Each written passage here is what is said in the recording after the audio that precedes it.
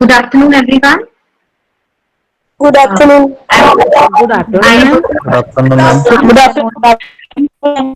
it's okay. I don't study. Good It's afternoon. okay. It's okay. I'm just Good starting my lecture. afternoon, ma'am. Not everybody has to say good afternoon. My topic for today's lecture is needle stick injury and how are we going to manage the needle stick injury.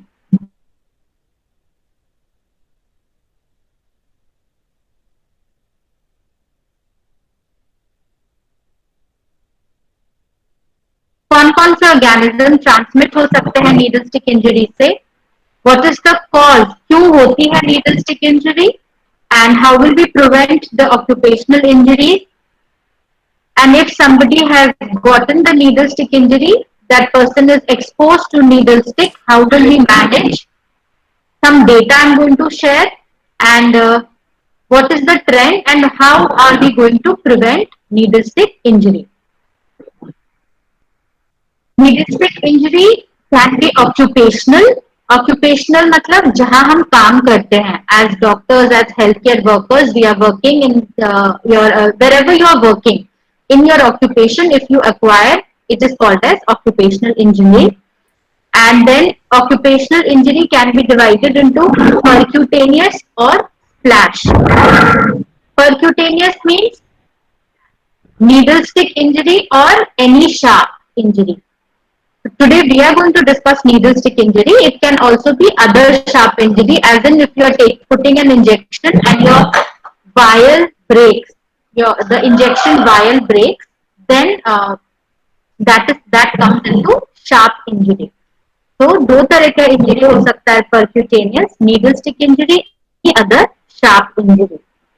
Now splash you are putting injection to somebody and then the splash of blood goes into your eyes or your mouth or in the non-intact skin. Non-intact skin से what we mean is there's just a slight abrasion, जिसे कहते हैं हमारा skin छिला हुआ है उस area में या कोई आपको स्किन का इन्फेक्शन हुआ it's not deep, it's not cut, but if it is like that, and then contact with intact skin when the duration is prolonged, as in you have got a proper cut where there is and after a few minutes maybe you have put a needle stick injury and then it goes inside your blood. So there are two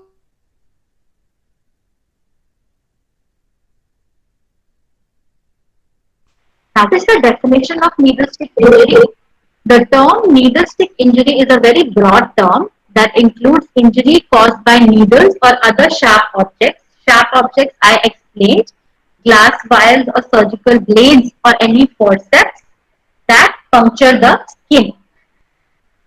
Needle stick injury can be caused by a needle. That is, needle has gotten deep inside. Otherwise, injuries from needles used in medical procedures are sometimes called needle stick or sharp injury. So basically, needle stick injury को हमने दो term में divide किया है.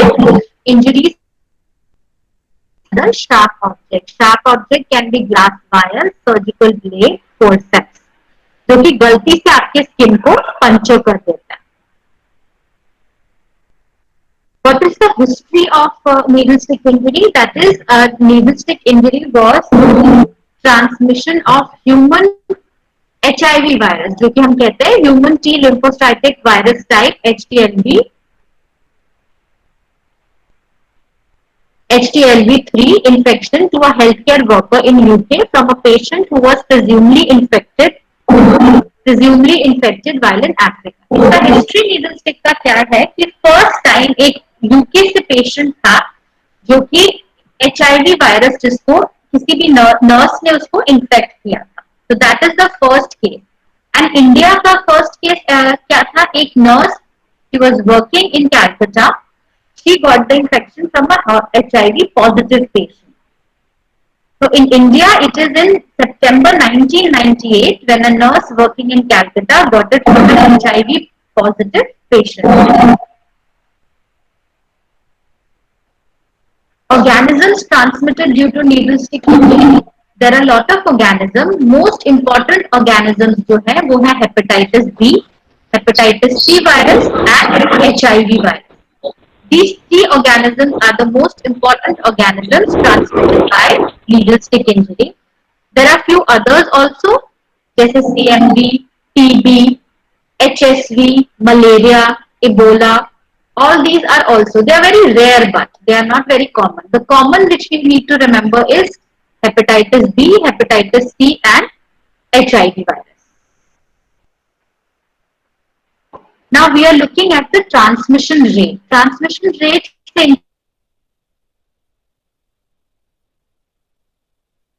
Transmit हुआ उस needle से, उससे हमें ये पता चलेगा मोड ऑफ ट्रांसमिशन की कितनी परसेंटेज चांसेस है नीडल स्टिक इंजरी का. तो अगर आप ब्लड ट्रांसफ्यूजन करते हैं तो एचआईवी का ट्रांसमिशन सबसे ट्रांसफ्यूजन से होता है. If an HIV positive patient का ब्लड आपने ट्रांसफ्यूज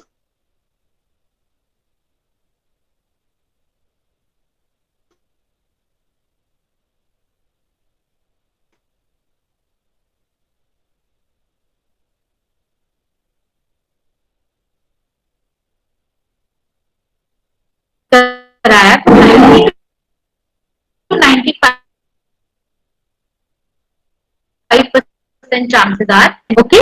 डायबिटिक से 9 से 30% का चांस होता है.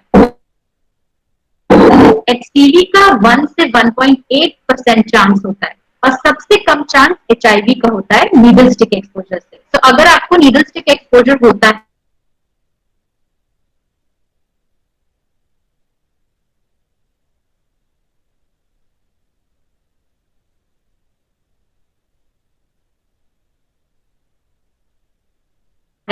तो first comparatively less by needle stick injury. The maximum is of hepatitis B.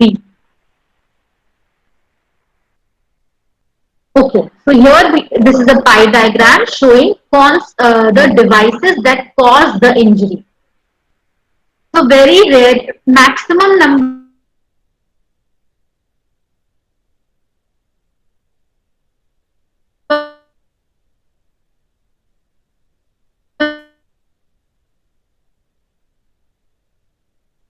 you will scalpel is less, around 7%, and then others they must be talking about is broken vials or any other sharp instrument. So maximum chances are of disposable syringe or suture needles.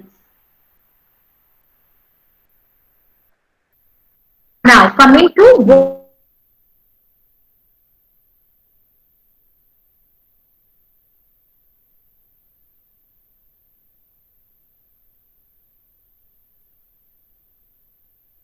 job category of injured person is getting the infection. कितने chances हैं injury को attain करने में. Doctors और speciality का 16% chances है. सबसे ज्यादा चांसेस आ रहा ऑफ नर्सेज 35%. देन आपका रेस्ट जो है वो आपका फ्लेबोटमिस्ट है, टेक्नोलॉजिस्ट है, लैब टेक्नीशियन है, उन सब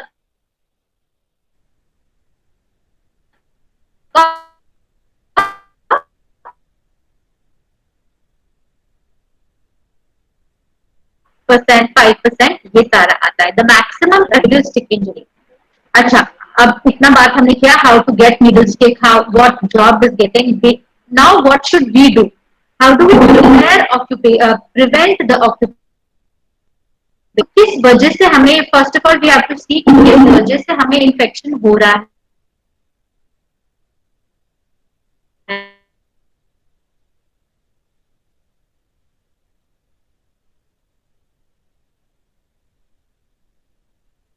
So what are the practices that include the gapping? Then there are chances that you can puncture yourself.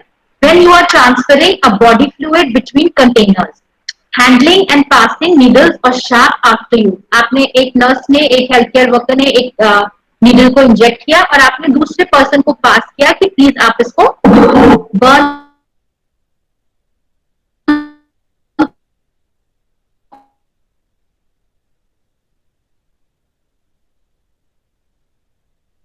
कर दे या ब्रेक कर दे. तो when you are passing it may be in sharp container. आपने कहा अभी मेरे पास टाइम नहीं है, मैं एक साथ सारे इंजेक्शन लगा देती हूँ, फिर I am going to keep it back to puncture proof में बाद में एक साथ लगेंगे, then there are chances that when you are picking up, then you can inject yourself. Poor healthcare waste management practices. आपने waste management, आपको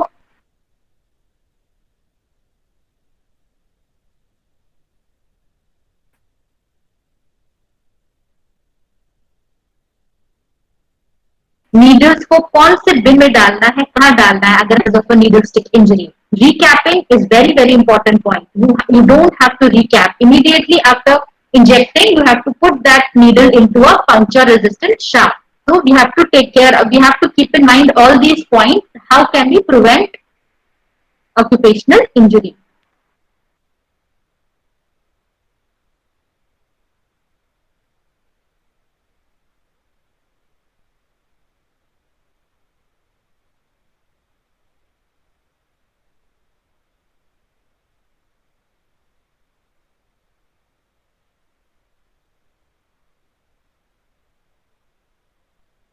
How do we preventing में how do we wear a glove, wear mask, wear proper personal protective equipment.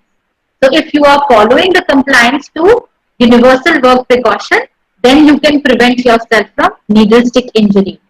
Avoid the use of injection where safe and effective alternatives are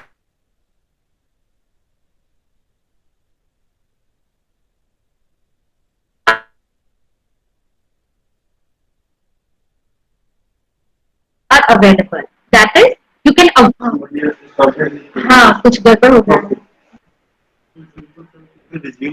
अच्छा.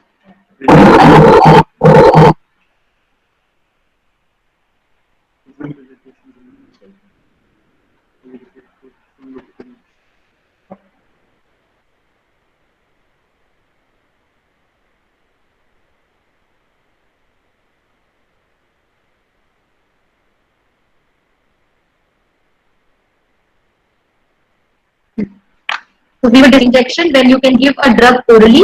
Avoid recapping. I have highlighted that avoid recapping because जब हमने risk पढ़ा है, risk में भी सबसे common risk होता है ये recapping के time आप injury कर सकते हैं. तो उसको prevent करने के लिए you have to avoid the recapping of needles and you have to safely dispose of all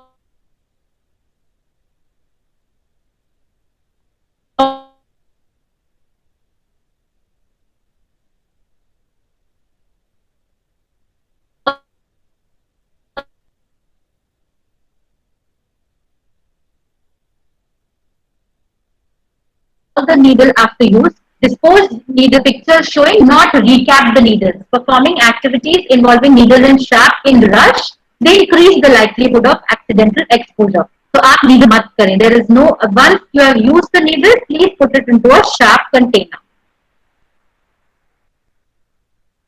What should we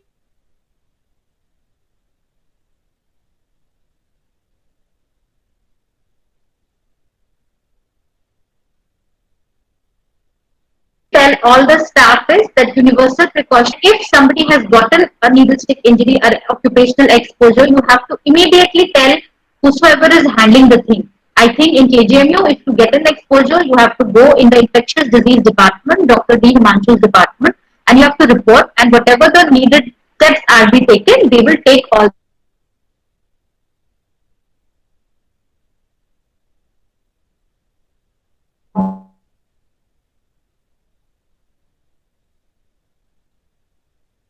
the chances of getting hepatitis B is highest by a needle stick injury.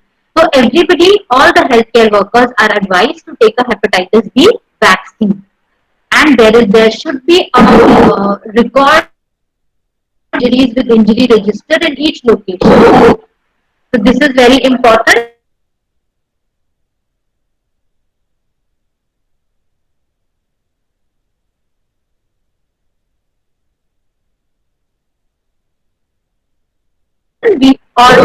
We should maintain a register. Many has taken a hepatitis B vaccine.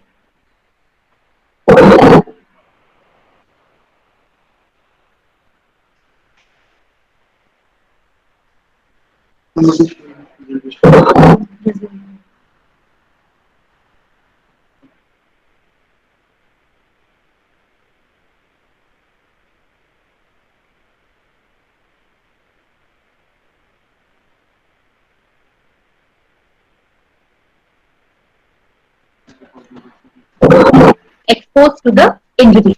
Okay, so now that I have gotten a needle stick injury, how do you manage? If the skin is pierced by needle stick or sharp instrument, do not panic. Panic का state नहीं करना है. What you have to do is you have to wash the wound, surround the skin with water and जितना जहाँ पे भी आपको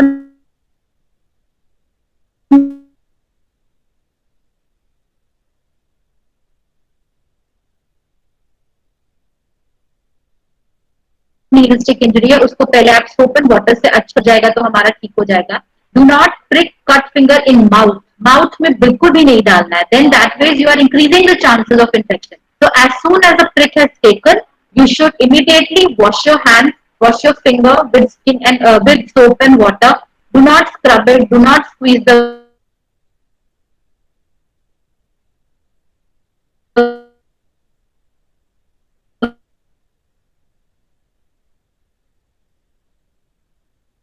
blood and do not put it into your mouth. Please do not be wearing a proper PPE. So remove the gloves. Do not panic. Wash the exposed area thoroughly with running water. Do not put it into the mouth. Irrigate with water to saline. अगर आपका eyes में और mouth में है तो आपको wash your eyes and mouth also with saline. Do not squeeze it. Do not use any alcohol, hypochlorite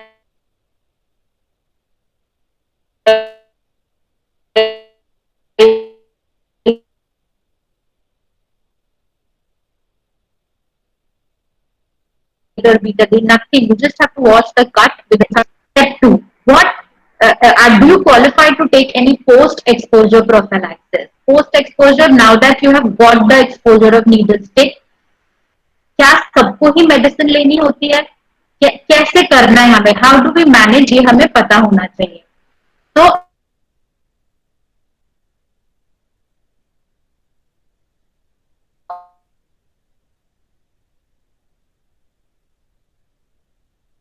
first what you have to do is you have to check like you are working in an ICU or a ward. You know this particular patient needle prick you have got. So you have to ask the patient's HIV status. Okay, first step to assess the HIV status of the source of exposure. So you have to get your patient or whosoever you have got your exposure from tested for HIV. Okay, now if you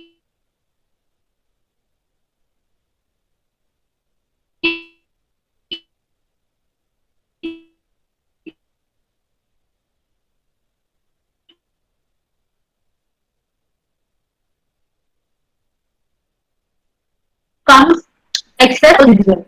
Accidental exposure blood do not need prophylaxis. The first dose of prophylaxis within 2 hours, if not certainty in first 72 hours, evaluate the risk ASAP. Okay, so what you have to do is that we have to see the status.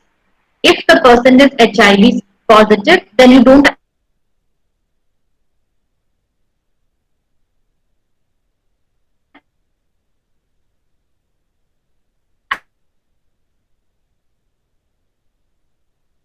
actually have to do anything. You have to get your, then what you have to do is from 2 to 72 hours, you have to take the first dose of the post-exposure prophylaxis. Treatment we are going to discuss ahead. तो ऐसा जरूरी नहीं है कि सबका जिनका exposure to blood हुआ है उनको पीपीई चाहिए. ओके, सो कैटेगरीज आता है.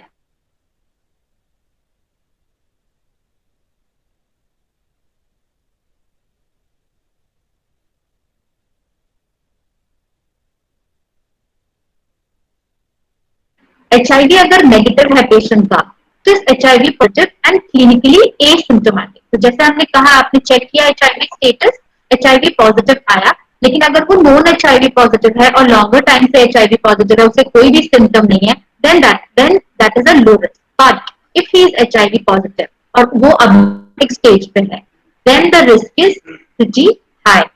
So this we are talking about is HIV. अगर HIV negative आ जाता है, then you have to see the hepatitis conditions, HBV and HCV. Low risk में आप तब आते हैं अगर patient आपका long time से HIV positive है और कोई उसको symptoms नहीं है. But you do fall in high risk if HIV is positive and the patient is having symptoms. Okay, now step 3 क्या करना है? We have to counsel the person. We have to take care कि हाँ panic नहीं करना. As we discussed, first point, we should not panic. So You have to take a proper consent of the patient. You have to explain the person what are the risks and benefits of taking the post-exposure prophylaxis. It is not mandatory. It is completely your choice. You want to take it, you do not want to take it. So the concerned person will explain you everything. What are the risk benefit? What are the benefit? What are the risks of PEP? Then it is your choice. You want to take it. You do not want to take it. Okay. And counseling for safe sexual practices till both baseline and 3 months HIV tests are found to be negative. As I said earlier, if your patient is HIV positive but you fall into low category, then you have to follow safe sexual practices for 3 months until your HIV comes negative. Documentation of the record is very, very essential. Everything needs to be documented. Now, assessing the need for PEP and prescribing PEP. So the decision on PEP for HIV depends on the exposed person and and the source person's HIV status. As we have discussed already, what are your low risk and high risk? Depending upon that exposure code, it is decided based on the exposure code and source code. कि exposure code मतलब आपका patient positive है, negative है और आपका क्या status है. So coming to the exposure code, if the material is blood or bloody fluid or any other potential infected material, if it is yes or if it is no. If it is no, if it is not blood, bloody fluid or anything, then PP is required. But if yes, then what type of exposure you have had? आपके eyes में गया है, आपके intact skin में गया है, या आपका percutaneous exposure हुआ है. Okay, coming back to mucous membrane. Mucous membrane को अगर exposure है, तो आपको ये देखना पड़ेगा कितना exposure है, कितना volume गया. Small volume gaya, few drops gaya, then you are in the exposure code 1. If it is intact, if the volume is large or major splash हुआ है और काफी time के लिए हुआ है, then you are in exposure code 2. अगर intact skin पे है, then no PP is required. Excuse me.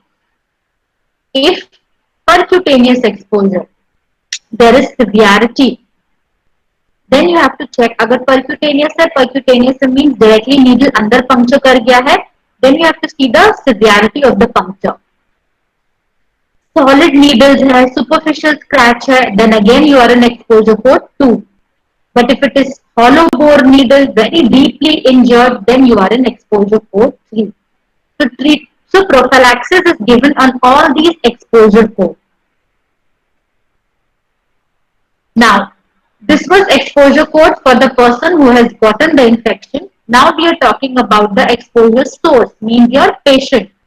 That we discussed earlier, if he is negative, no PP. If he is positive and asymptomatic, again no PP.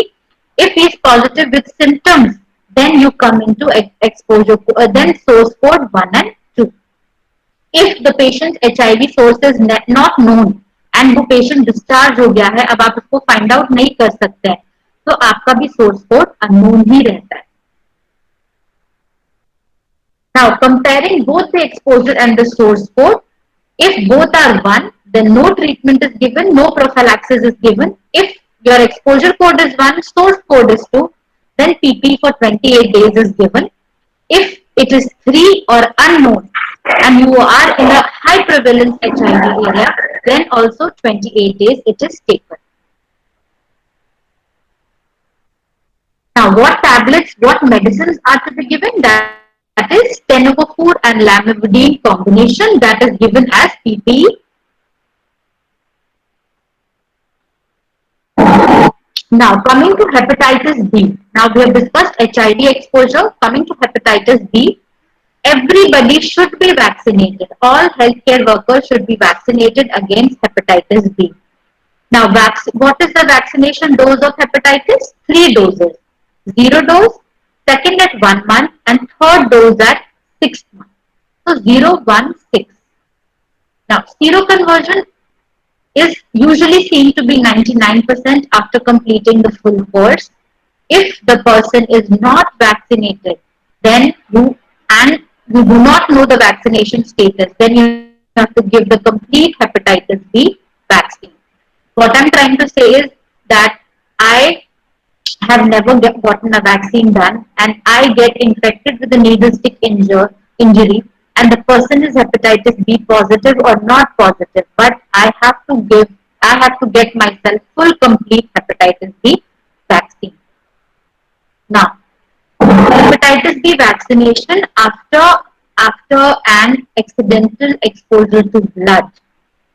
Hepatitis B vaccination अगर कोई person कभी भी vaccinated नहीं है then उसे हमें complete पूरा series देना पड़ेगा 0, 1 and 6 का. अगर मैं वैक्सीनेटेड हूँ या if that person is vaccinated but you do not know your antibody titres then you have to give a hepatitis B vaccine booster.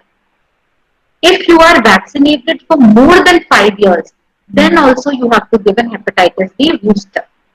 If available, you can also test the anti-HBs levels. Hepatitis B vaccine should be given as soon as possible after the exposure. Do not wait for the antibody titers.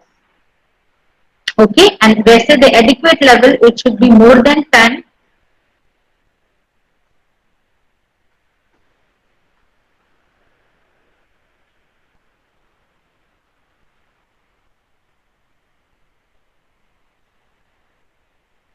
The antibodies titer should be more than 10 international units.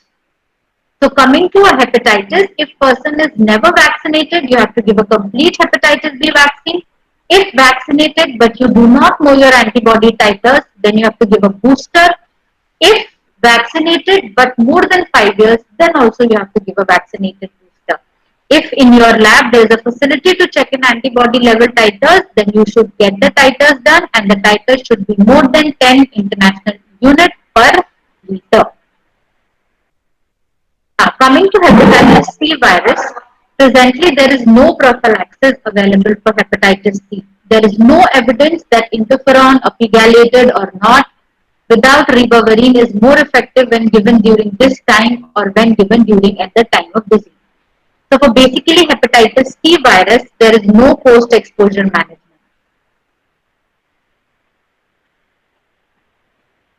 Now, interpretation of results of tests for hepatitis C virus infection and further. If the HCV antibody comes out to be non-reactive, then that is no HCV bodies are detected, then you don't have to do anything.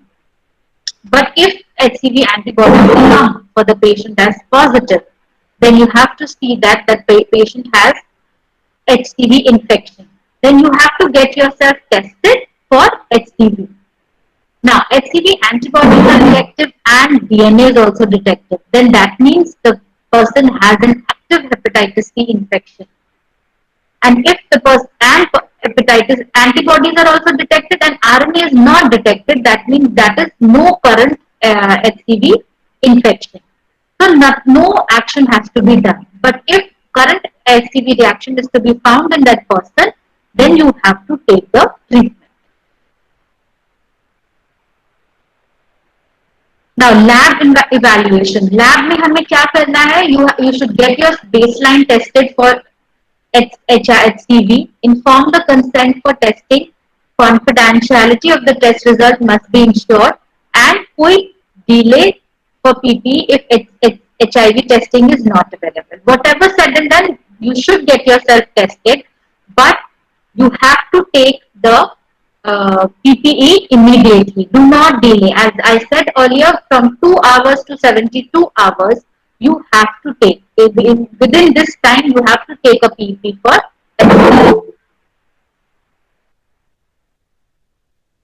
now, timing for baseline titers. When you should get yourself tested.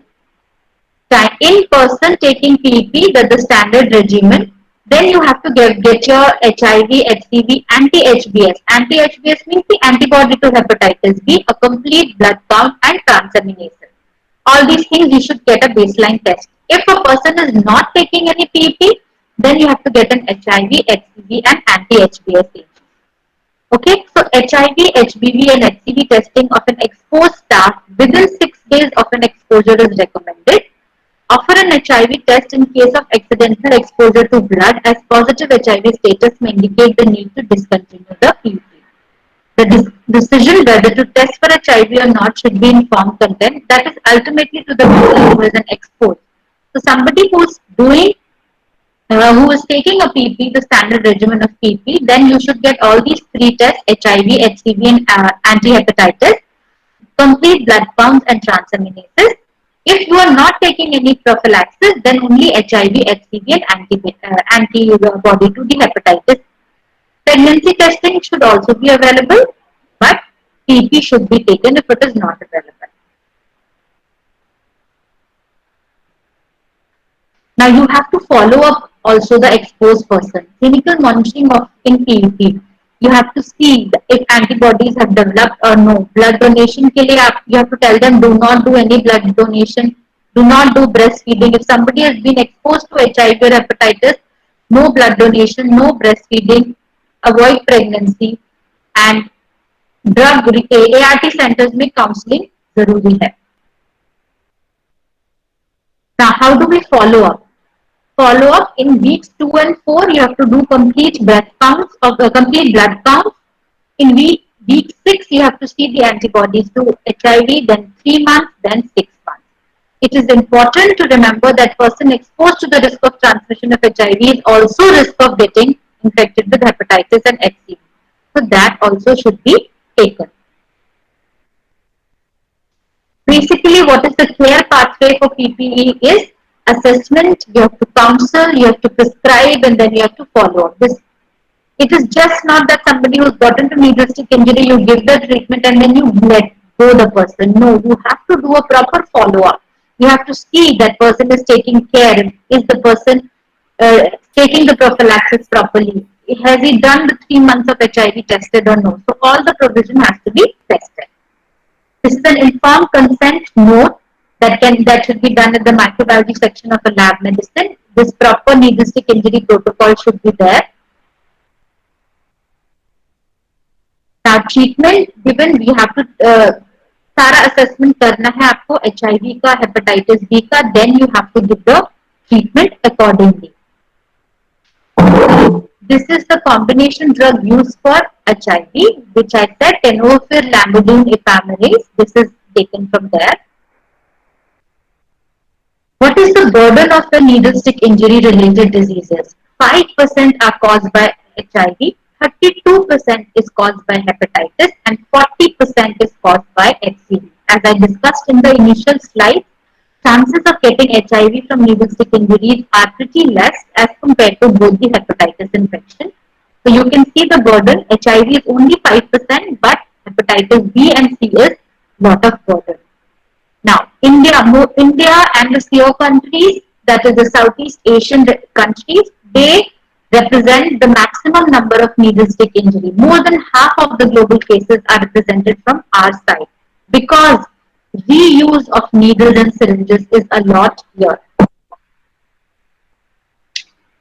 Okay.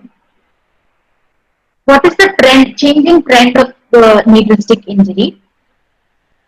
There is reduction of hepatitis B infection as vaccination is coming into play. A lot of people are getting hepatitis B vaccination, so hepatitis is gone little down. But today the major threat is not HIV but hepatitis B and C. C, as all of us know, there is no proper treatment, there is no proper vaccination for hepatitis C, so chances of getting hepatitis C is quite high.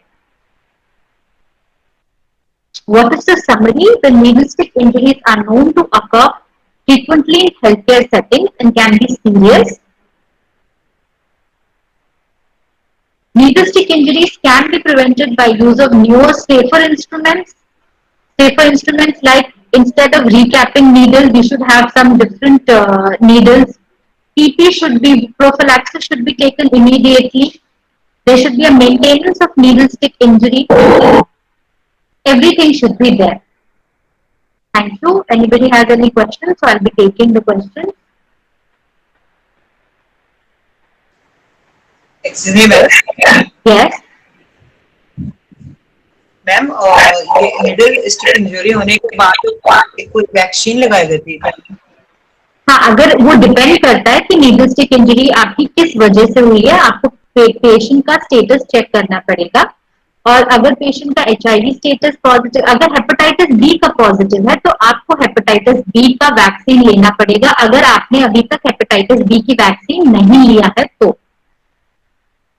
आप सबने लिया है hepatitis B का vaccination या नहीं? Yes, ma'am. Yes ma'am. हाँ, very good. Vaccination लेना जरूरी है। अगर आप वैक्सीनेशन लिया है आपने तो आपको अपना स्टेटस चेक करना पड़ेगा कि आपके में एंटीबॉडीज, प्रोटेक्टिव एंटीबॉडीज बन गई है कि नहीं बन गई है, जिसका हमने अभी देखा कि कितनी लेवल्स होनी चाहिए।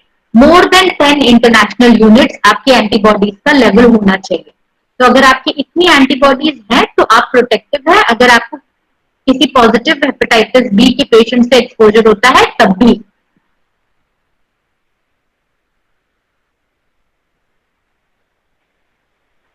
और कुछ क्वेश्चंस किसी को पूछना है? कोई और क्वेरी? आप इतना समझ लें कि अगर आप सब लोग जहां भी वर्क करते हैं, अगर आप में से किसी को इंजरी होती है तो आप KGMU में इन्फेक्शियस डिजीज डिपार्टमेंट में जाके अपनी कंप्लेन कर सकते हैं कि सर मुझे इंजरी हुआ है और ये मेरा सोर्स है। आप ये कर सकते हैं। और प्लस जब भी अगर आप नीडल सिरिंज करें तो उस टाइम बहुत ही केयरफुल रहें कि आप रिकैप नहीं कर रहे नीडल, और प्रॉपरली इसको टेक केयर करें।